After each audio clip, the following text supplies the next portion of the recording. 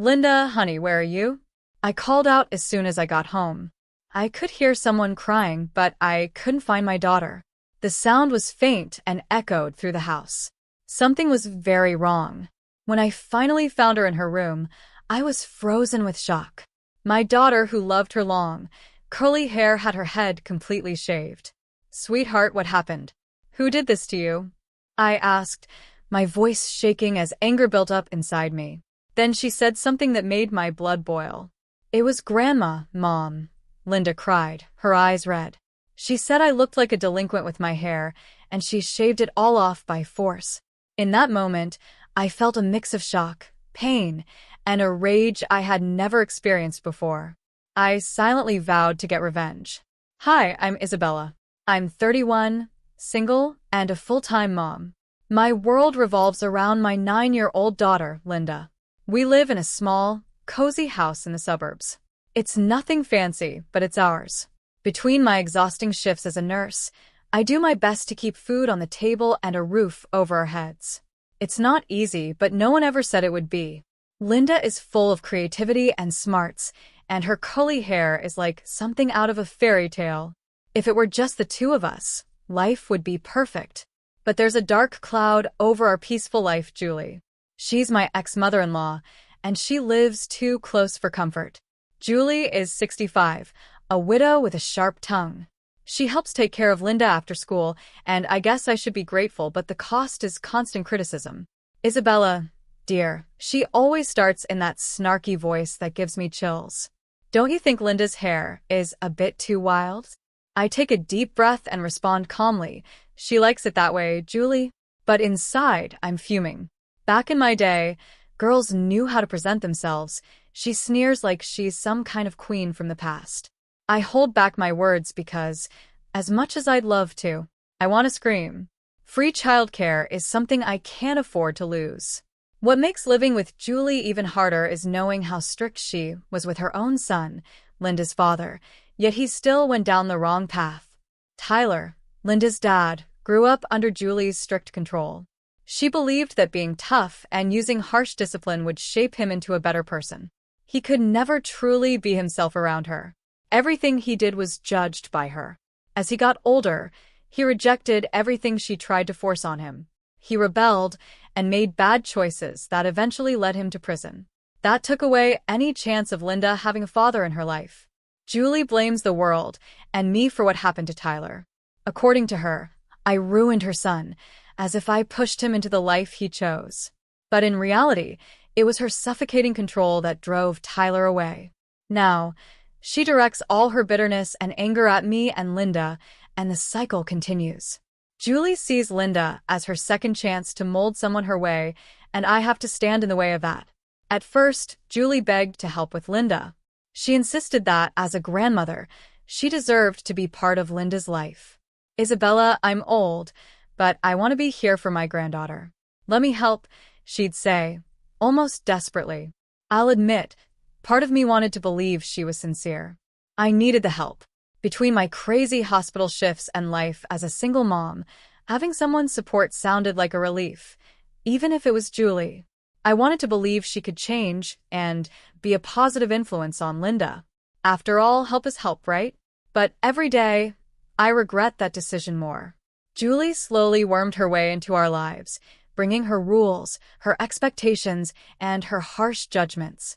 Her presence became a burden. She wasn't helping, she was trying to control everything, just like she did with Tyler. And we all know how badly that turned out. Thankfully, I have Emma, my best friend and coworker. She's my lifeline. How do you deal with that old witch? She asked me the other day as we sipped coffee, adding sugar like she was trying to sweeten the bitter conversation. You've got the patience of a saint, Isabella, she said. I gave a tired laugh. It's running out, Emma, it's running out. And then there's Peter, my neighbor, who's always there to help with repairs around the house. Let's be real, he's a total heartthrob. The way he looks at me.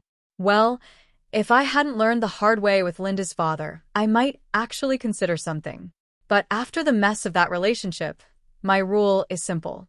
Keep your distance. Hey, Isabella, need a hand? Peter calls out from the street.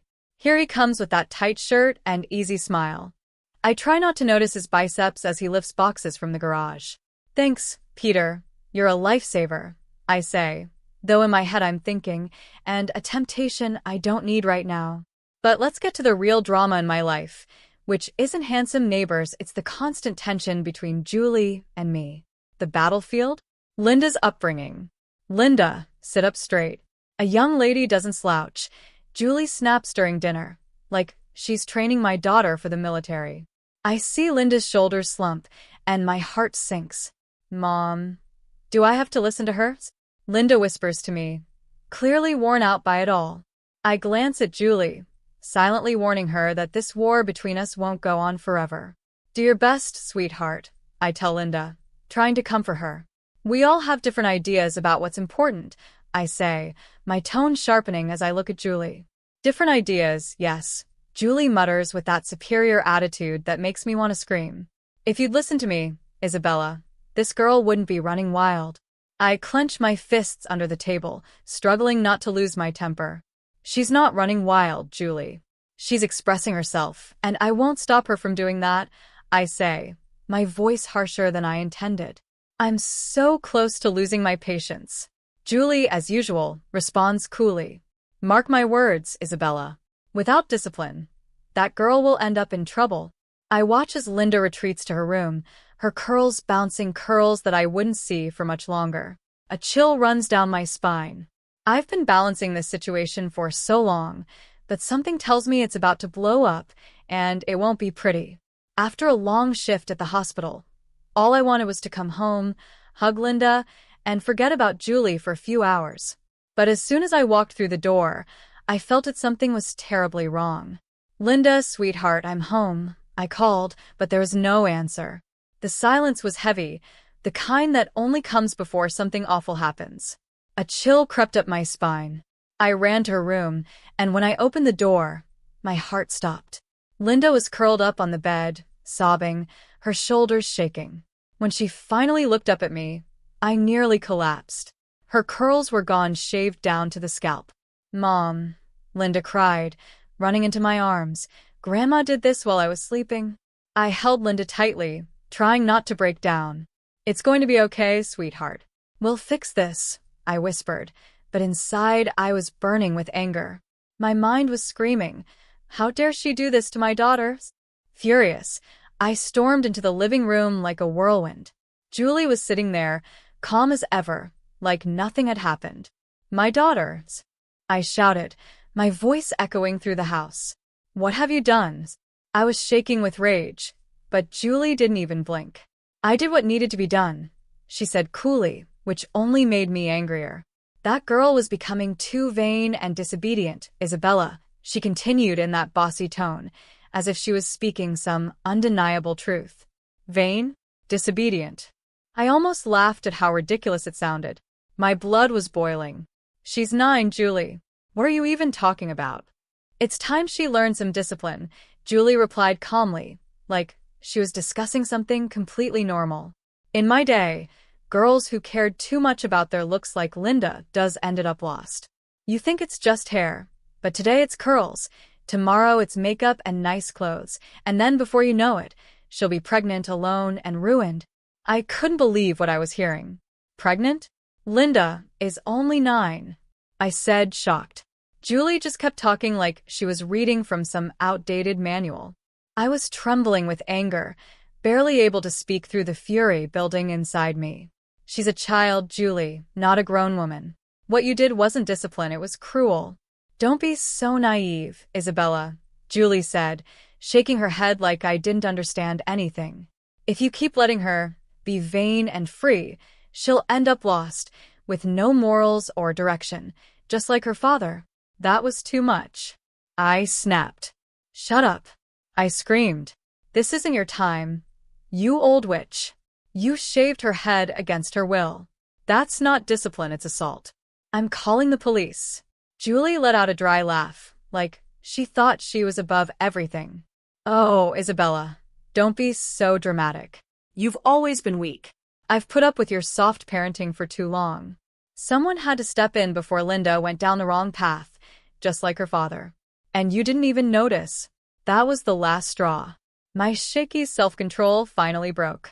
I was trembling all over, barely able to hold back my tears. How dare she compare Linda to Ronald and blame me like I had failed? Get out of my house now, I shouted, tears streaming down my face. I will never let you touch my daughter again, I said. Julie, as cold as ever, calmly gathered her things without a hint of guilt. Mark my words, Isabella, you'll regret not listening to me, she said with that venomous tone I knew too well. When the door finally closed behind her, I collapsed, letting the tears fall. I felt like I had failed to protect my daughter. But right then, I made a silent promise Julie would never hurt us again. Suddenly, there was a knock at the door. It was Peter, my neighbor, with a worried look on his face, the kind of look you get from someone who truly cares. Isabella, is everything okay? I heard shouting, he asked. As soon as he saw my face, he knew something terrible had happened. What happened? He asked gently but urgently. I couldn't speak, so I just pointed to Linda's room. When Peter saw her, his eyes widened in shock. Oh my God, who did this? He whispered. Julie, I muttered, my voice shaking with hatred. Every word felt heavy. Peter's face shifted from concern to anger, like a soldier ready to fight. This is unacceptable. I'm calling the police right now, he said firmly. No, Linda cried, her voice trembling with fear. I don't want anyone to see me like this. She curled up in my arms, and I held her tightly, trying to shield her from the pain and shame she was feeling. It's okay, sweetheart, I whispered, trying to comfort her. We won't do anything you don't want to do. I'm here. Peter knelt beside us, his face full of concern and quiet anger. Is there anything I can do? He asked, with the kindness of someone who truly wants to help and the firmness of someone who won't stand for injustice. Before I could answer, my phone buzzed. It was Emma, my best friend, and I could hear the worry in her voice. Isabella, what's going on? I got your message, and it sounded like you were falling apart. I could barely get the words out between sobs as I told her what had happened. That witch. Emma shouted through the phone. I'm coming over right now. Not long after, there was another knock at the door. In no time, Emma was inside, her arms full of bags like some kind of hero ready to save the day. Okay, here's the plan, she said, determined, raising tissues, hats, and style magazines. I brought ideas for pixie cuts and some inspirations for colored streaks. We're going to fix this right now. Linda, still heartbroken, managed a small smile as Emma got to work. And in that moment, I felt a glimmer of hope. I realized how lucky I was to have friends like Emma. She always knew how to fix things with practicality and a bit of humor. Relax, Aunt Emma is here to save the day.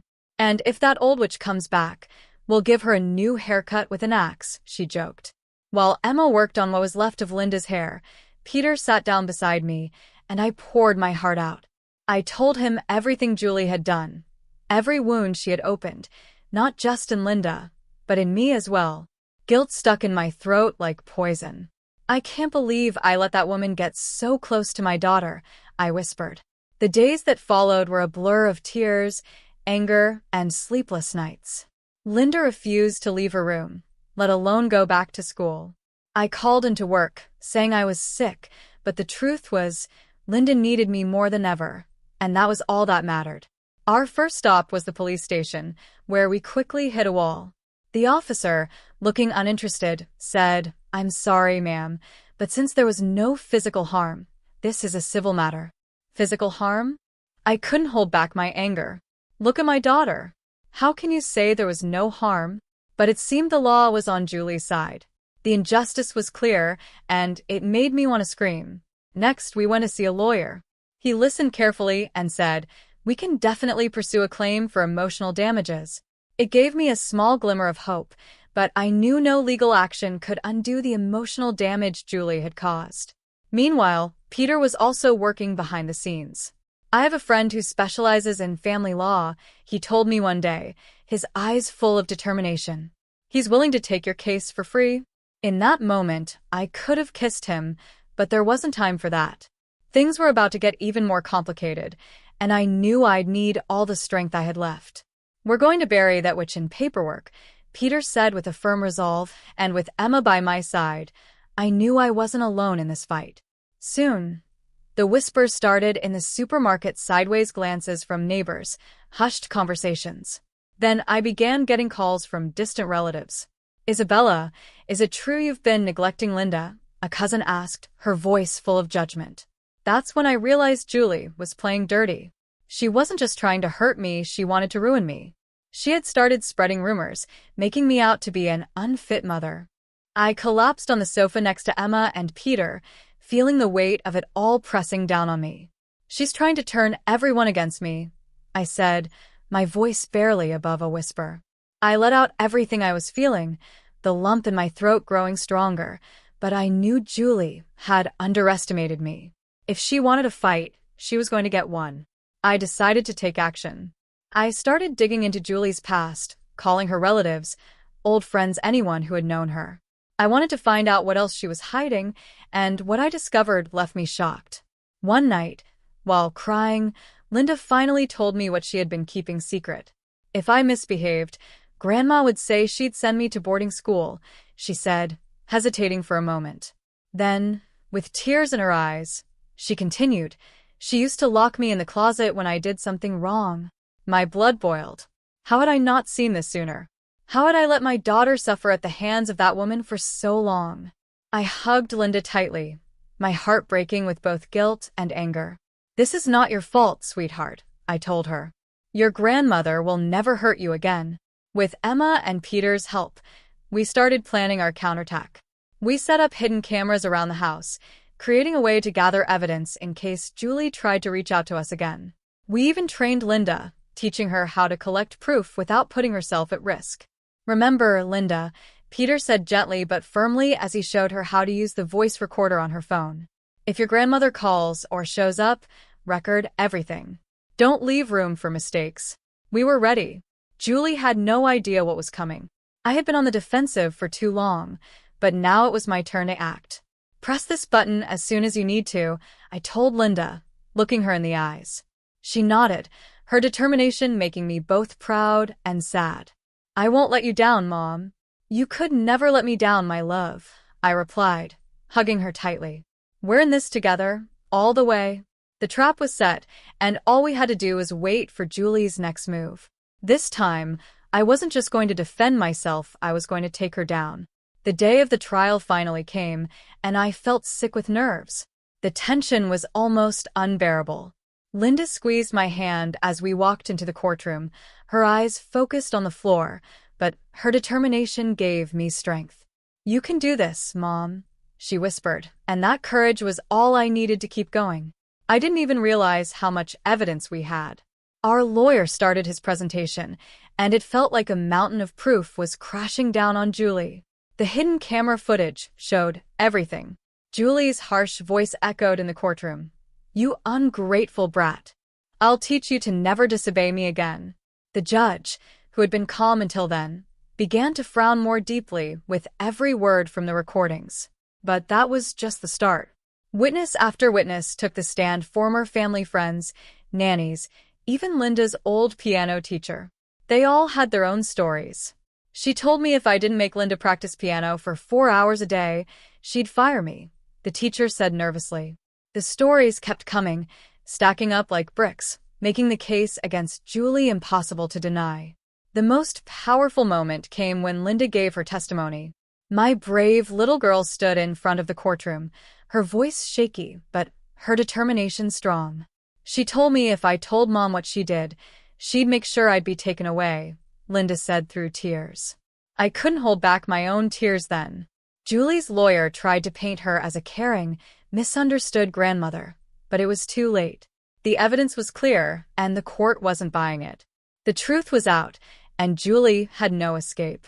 When the judge finally announced the decision, I almost collapsed with relief. This court grants a permanent restraining order against the defendant, the judge said firmly. Additionally, significant damages are awarded to cover therapy and emotional distress caused to the plaintiff. Julie was officially out of our lives forever. As we left the courtroom, feeling lighter than I had in months, Julie tried one last desperate move. She approached us, tears streaming down her face, tears she thought would earn forgiveness. "Isabella, Linda, I'm sorry," she began, her voice breaking. But before she could say more, I cut her off, cold and firm. "Save your apologies, Julie. You're dead to us." Without looking back, we walked away. In that moment, a huge weight was lifted from my shoulders. We were free. The months that followed were tough, but we faced them together. Linda started therapy, and slowly I saw my daughter come back to life. The sparkle in her eyes returned, and so did her strength. She was no longer hiding in a shell. One night, as we sat at the dinner table, me, Emma, Peter, and Linda, she made an unexpected announcement. "I want to donate the settlement money," Linda said firmly. "I want to help other kids who have gone through what I did." I smiled, proud of her strength. But as her words echoed in my mind, a plan started to take shape. Linda was healing, but I still carried a grudge. Julie had tried to destroy my daughter and ruin me, and I couldn't let her get away with it. She needed to feel what we had felt. Julie thought that with the restraining order and the distance between us, everything was over. She believed she could finally live in peace. What she didn't know was that the real battle was just beginning. First, I gave her a false sense of security: no contact, no confrontations. I let her think we had moved on, that the fight was over. But behind the scenes, I was preparing something much bigger. I knew her life, her secrets, her past mistakes. The woman who criticized everyone had skeletons in her closet: unpaid debts, old arguments, and a financial scandal connected to her late husband's money. If that got out, her reputation would be destroyed. With Emma and Peter's help, I started to reveal those secrets. The first move was an anonymous letter sent to a neighbor, hinting at the financial scandal. Then, another letter went to the condo's management. Nothing specific, just enough to raise questions and make Julie uncomfortable. Next, I reached out to an old friend of Julie's, someone she had betrayed years ago. I set up a chance meeting between them, and the friend brought up stories Julie wanted to keep hidden. Their already weak relationship fell apart completely. Julie's image began to crumble, but the final blow was the cruelest. She thrived on the admiration and respect she demanded from everyone. So, I spread a rumor that she was in financial trouble and that her own husband had swindled her. This scandal turned her into a joke among the social circles she valued so much. As the rumors spread, Julie became more and more isolated. She had no friends left, no reputation, no respect. The thing that mattered most to her status was gone. She was completely alone, and that destroyed her more than anything else. When the news of her downfall reached its peak, Julie tried to contact me. Maybe she wanted help, but by then, the caring Isabella no longer existed. There was no vulnerable Linda either. It was just me, watching from a distance, as she faced the consequences of her own actions. In the end, she hadn't ruined me, she had ruined herself.